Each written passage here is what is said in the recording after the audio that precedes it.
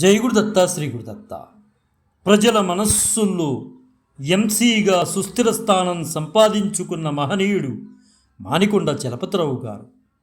మానికొండ చలపతిరావు గారు 1908వ సంవత్సరంలో విశాఖపట్నంలో జన్మించారు. వారు ఎంఏబిఎల్ పట్టాలను పొంది కొంతకాలం న్యాయవాదిగా పనిచేశారు.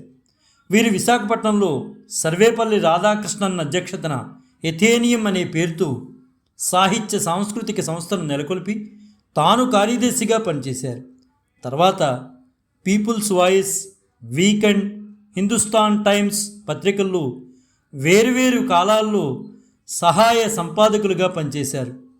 జవహర్లాల్ నెహ్రూ 1938లో లక్నో నుండి ప్రారంభించిన నేషనల్ హెరాల్డ్ దినపత్రికకు వీరి సహాయ సంపాదకునిగా నియమించారు.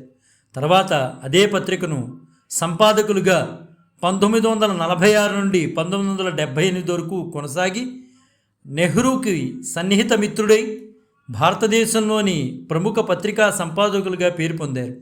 Indian federation of working journalist అనే సంస్థను వ్యవస్థీకరించి దానికి మొదటి అధ్యక్షుడై ఆ సంస్థను 1950 నుండి 1955 వరకు ట్రేడ్ యూనియన్ పద్ధతిలో నడిపి దేశంలోని పత్రికా రచయితలకు మేలైన స్థితిగతులను కల్పించడానికి ఎంతగానో పాటుపడ్డారు మానికొండ చలపతిరావు గారు. భారతదేశ ప్రభుత్వ ప్రెస్ కమిషన్ ఏర్పాటు చేయడానికి వీరే ప్రధాన కారకులు.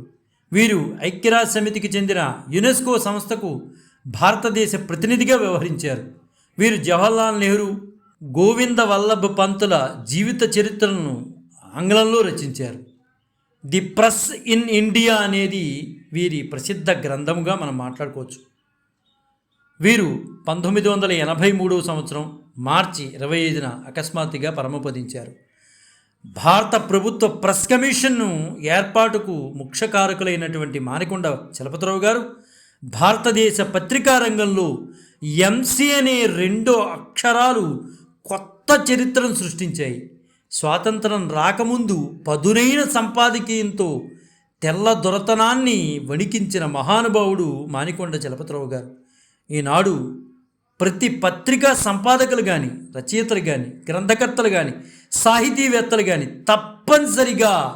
తప్పనిసరిగా మానికొండ చలపతిరావు గారి పేరును స్మరించడం వారి కనీస బాధ్యతగా గుర్తించాలని ఆశిస్తూ జై గురుదత్త శ్రీ గురుదత్త శ్రీపాద శ్రీవల్లభ చరణదాసుడు మానికొండ రాజశేఖర శర్మ రాజమహేంద్రవరం. స్వస్తి.